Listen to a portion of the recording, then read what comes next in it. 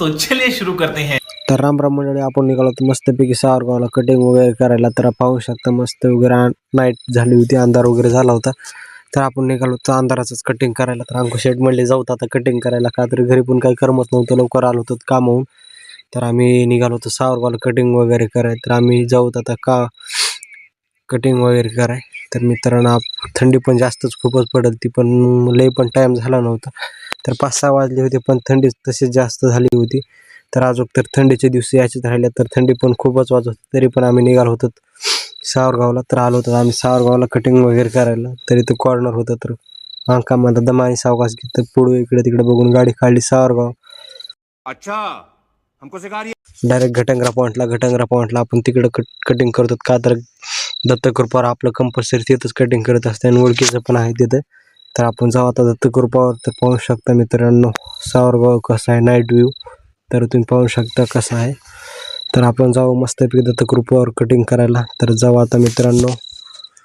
तर तुम्ही पाहू शकता मित्रांनो, आलो होतो आपण दत्तकृपावर कटिंग वगैरे करायला. अंकुरनं लावली गाडी मस्तपैकी.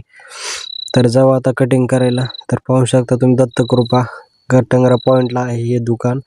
तर आपण इथंच कंपल्सरी कटिंग वगैरे करतो. तर आपण आलो होतो कटिंग वगैरे करू. तर पाहू शकता आपला अवतार कसा झाला आहे. कटिंग वगैरे वाढली होती खूपच.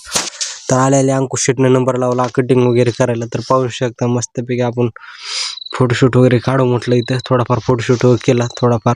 तर आपण पाहू शकता कटिंग वगैरे वाढली होती खूपच.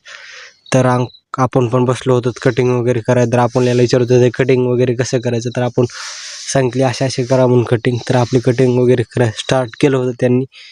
तर आपली कटिंग वगैरे फायनल झाल्यास दाखवू आपलं लुक कसं दिसते मित्रांनो. तर पाहू शकता. तर गप्पा अशा निघाल्या की कटिंग करत करत ते म्हणले ब्लॉग वगैरे तू बनवता का. मी म्हटलं हो. तर तू सबस्क्राईब वगैरे किती आहे. तर आम्ही सबस्क्रायबर 23,000 सांगितले, तर त्यांना विश्वास होत नव्हता. तर पाहू शकता. तर ब्लॉग वगैरे बनवायच्या टाईमला ते म्हणले आमचा पण ब्लॉग बनवा. तर पाहू शकता तुम्ही कसं ॲक्टिंग करत होती. एक जण म्हणलं चष्मा लावू द्या थांबा, एक जण म्हणते इयरफोन घेऊ दे. तर सगळं काय ब्लॉग वगैरे बनवायच्या टाईमला ते सगळे रेडी होऊन गेले. तर मस्तपैकी ब्लॉग वगैरे बनवला.